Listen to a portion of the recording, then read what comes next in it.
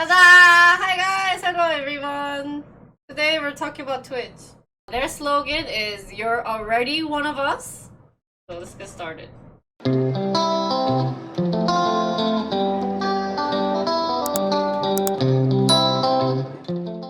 So the company profile, they actually didn't have like a legit mission statement and a vision statement, but this is kind of what I thought guessed worked out from reading different articles. So one of them, the mission statement was that Twitch is changing the world by building its biggest live video broadcasting platform and community for gamers, and changing the way in which people consume, interact with, and create live video.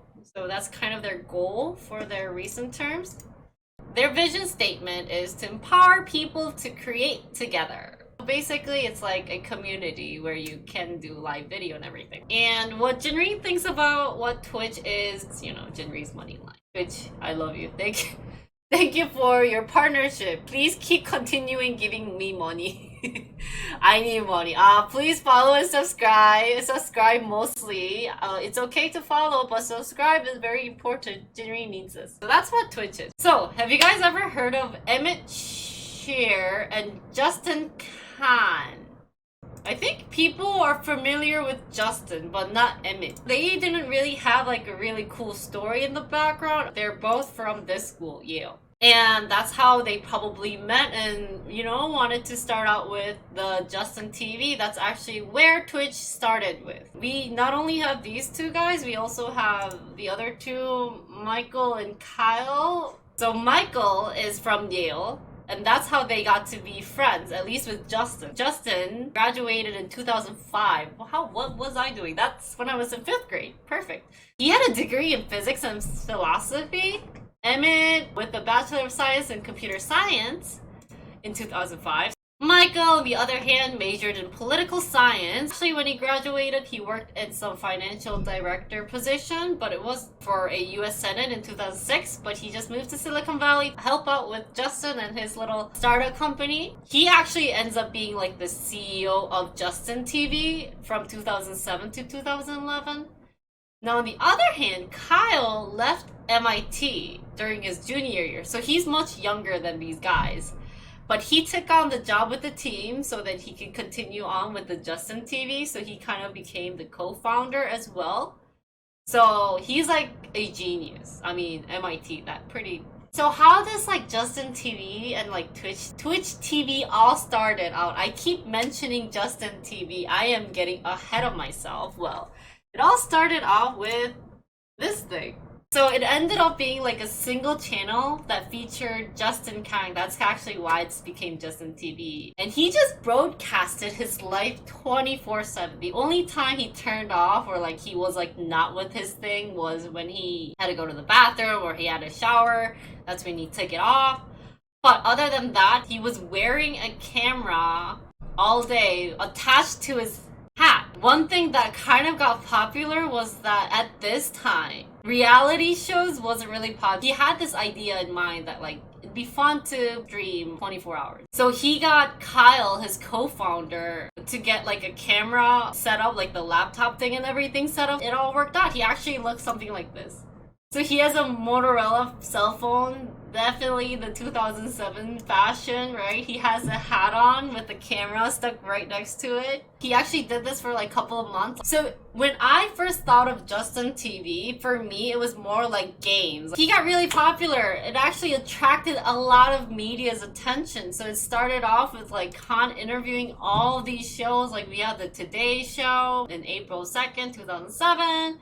He was on the first episode of CNET Live. There was also Nightlight, another show, and The World News Tonight. So in the summer of 2007, Justin TV actually became a platform where it was like more than 60 different channels. So I think this is when like the logo started with Justin TV and everything. There was diversity shows. It really depended. So locations range from Australia, Brazil, UK, France, Netherlands, Sweden. There was a lot of people who would do the traveling, basically one country to another, At this time, it was so crazy because you never thought about doing that. This became like a legit thing, right? People actually was like interested in like becoming like being involved in Justin TV. Justin TV ends up partnering up with Onto an open network, so they had a better network that they can allow streaming to happen on their platform. So this was to definitely improve the video quality. People actually like registered and started broadcasting, and I think they said around like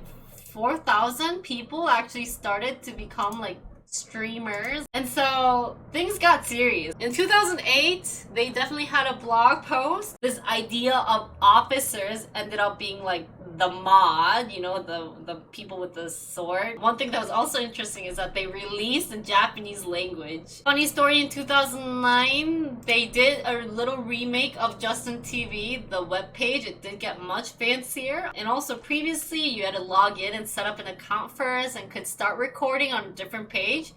This way, it's more obvious to get recording right away.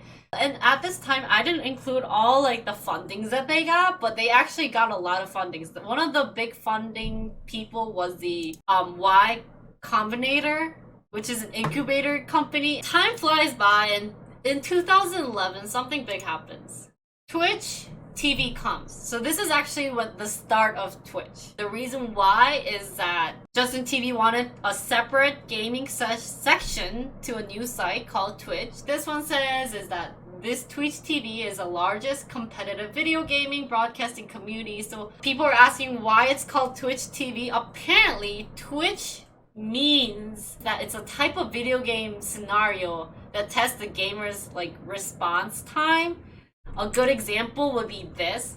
As Twitch became a separate thing, it actually grew really fast. As they say, it was a live video game portal, and that they, you know, posted 8 million unique viewers worldwide in July.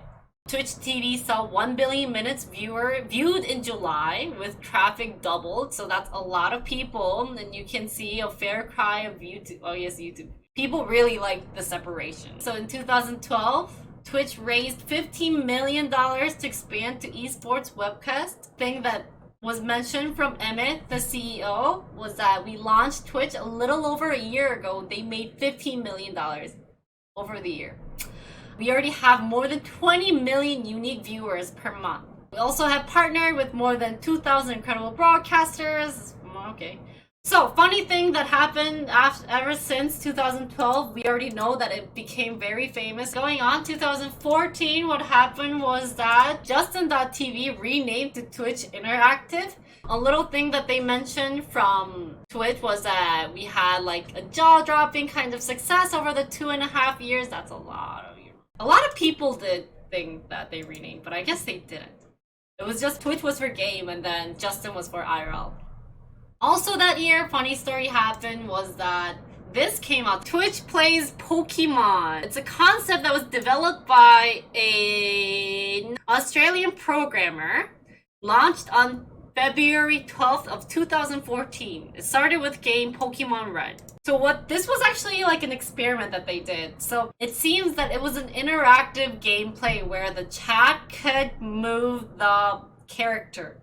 He programmed it, I think, using Python language, and it was like crowdsourced attempt to play the game, Pokemon game. And one thing funny, interesting is that, you know what? They hold the Guinness World Record for having the most participants on a single player online video game. 1,165,140. So 1.1. And then the biggest news came of same year, guys, 2014, Amazon buys Twitch for so basically $1 billion in cash. Behind story is that Google wanted to buy Twitch for about $1 billion, but that never became an official thing. So by that, I think they had some issue with potential antitrust concerns with like the YouTube business. So under Amazon, Emmett was still the CEO. This is a little letter from Emmett saying, you know, we're really excited to be on Amazon. Long story short, Amazon support. We have the resources to bring a better Twitch, which I agree. Definitely having partnership with Amazon made Twitch much better in many ways, right? Like I said, Claire joined. This is Claire. Hi, say hi to Claire. Hi, Claire. Thank you for being the COO. He was gonna use definitely the Amazon Web Service platform as an attractive thing. Continuing still in 2014, not only did they have Amazon, but also they acquired Good Game, which is the esports agency. Their famous team would be definitely EG. Then the biggest and the best thing happened in 2016. Microtransaction to cheer in chat. My favorite thing.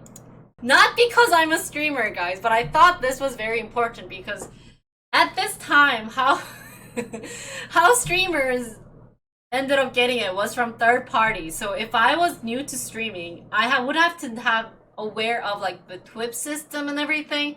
But having the cheers, everything was on Twitch based. This actually definitely did help with everything where if I'm a streamer, I don't have to get a third party, and it definitely gives another additional increase of money for Twitch. So continuing it, the moments we share in Twitch and the streamers who create them are the glue that binds us together. So basically, to support streamers together, we're gonna give out cheering. Cheering is a new way to show support for streamers. I actually like the word cheering. It actually makes it a very positive because you're cheering on for the streamer.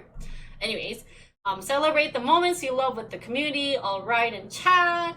Cheer is a chat message that use bits, which are evolved animated emotes that you can buy. Bits emotes can be used one by one, all at once, or anywhere in between.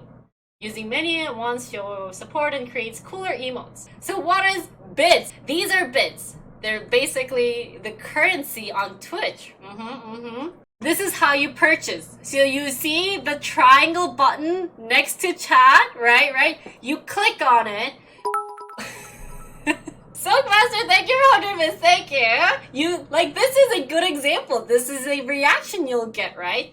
So that's the bit system. Not only did they do the bit system, guys, they also introduced a new automated mod tool to make chat friendlier. I have this on right now. If you guys say any word that's close to the FUCK word, what it does is filters it first and tells me, asks me, being like, hey, this guy used a bad word. Do you want it to be okay or not, right? And I say no. So it's a combination of machine learning and natural language processing.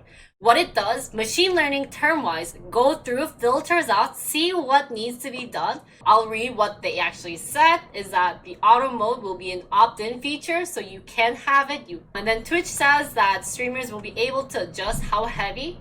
Right now, I think I'm at like medium level, but I definitely can go beyond being like, okay, not even the FK word works on my stream, not even the BOOB word, nothing works. They actually got this. When I saw this first, what they had before was you had to get Nightbot, had the system, had to enter all the separate words and then use it.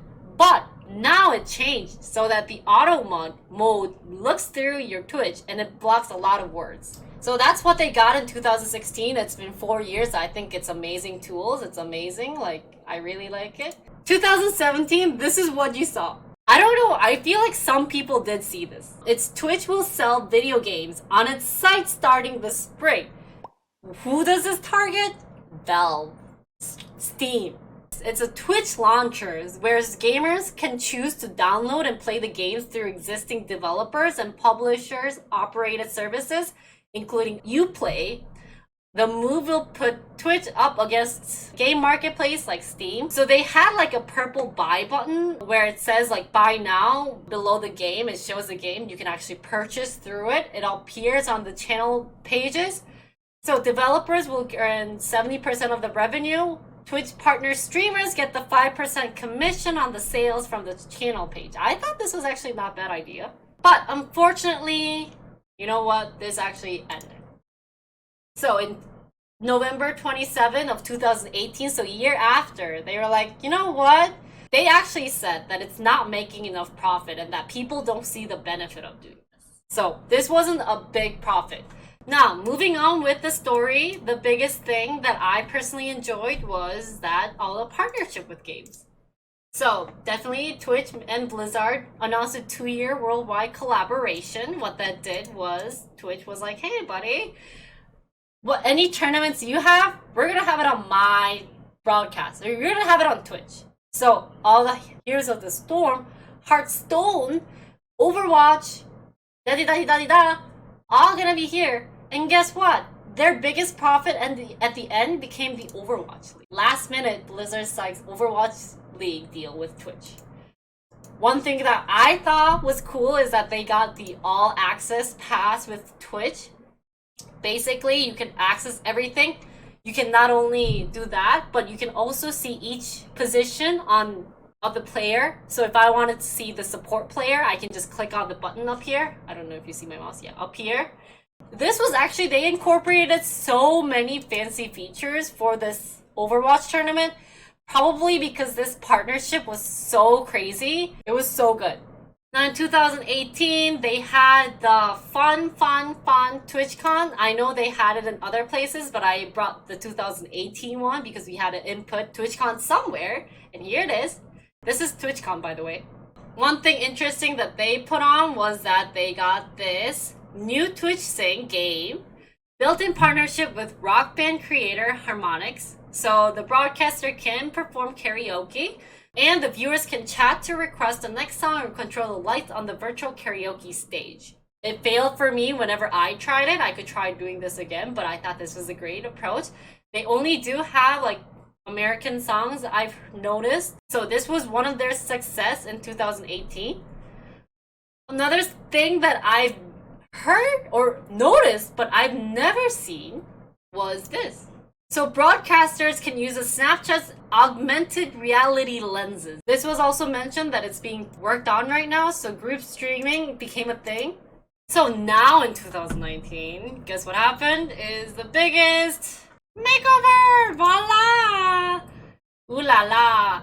So there's a new type of purple that they got. They're using a new font called Rubert, based on the Moon synthesizer typeface. They got 20 new colors, and you can definitely see the interfaces have also changed. And also at this time, they changed a new slogan, or they came up with a new slogan called "You're Already One of Us."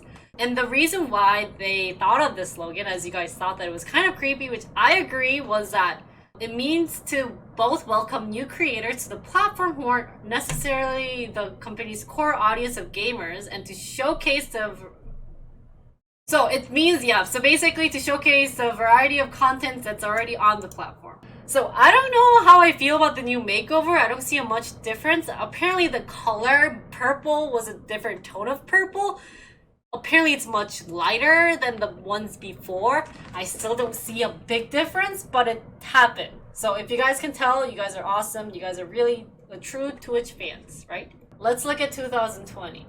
Surprisingly, actually, this is more for 2019 issue, but reports show that Amazon's Twitch not meeting ad revenue expectations. This being said, they were hoping to see about 500 in 2019.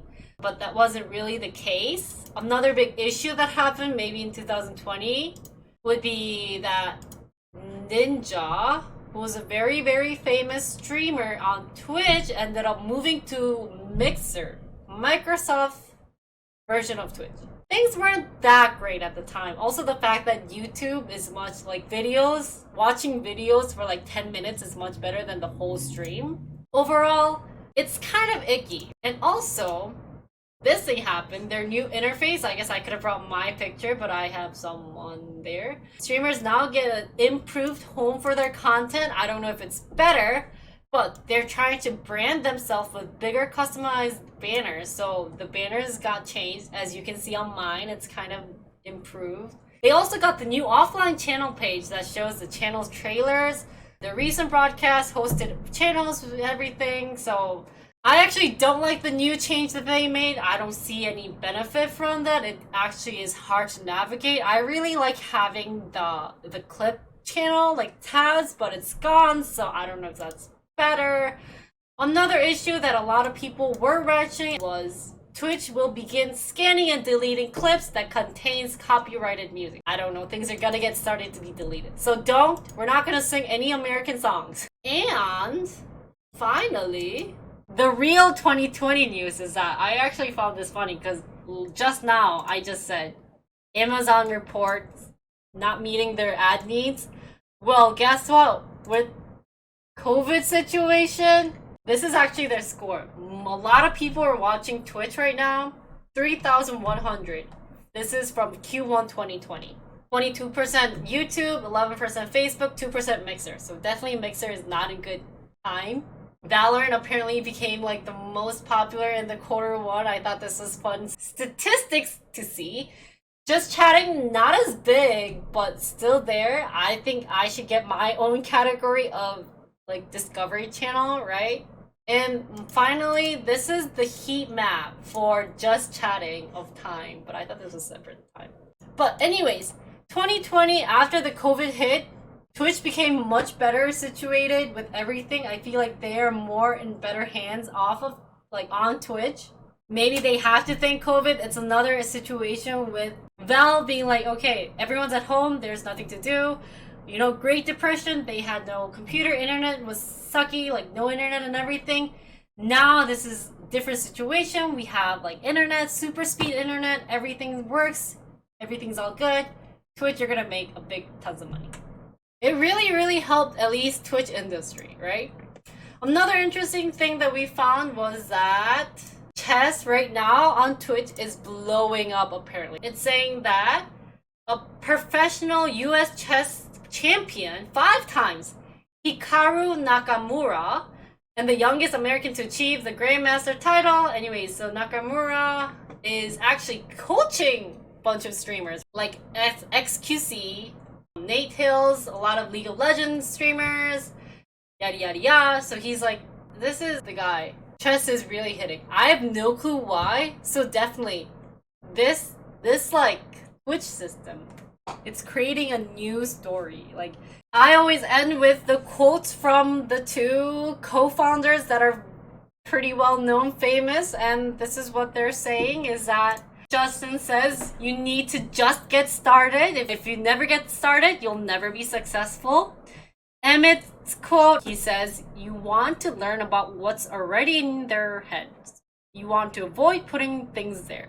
Kind of maybe different, but I guess it kind of being like, you gotta figure out what viewers want. So I'm hoping that I feel like I'm putting things in your head, but hopefully, I hope I'm learning from you guys about what you guys want, and I hope this is very interesting and fun, you know? So, yeah, that was Twitch for you guys. I hope you guys enjoyed it. There was a lot of interesting factors and a lot of reminiscing with Twitch. Definitely a worthy company. It's definitely a monopoly right now. Nothing is going against Twitch personally. Yeah, so Twitch.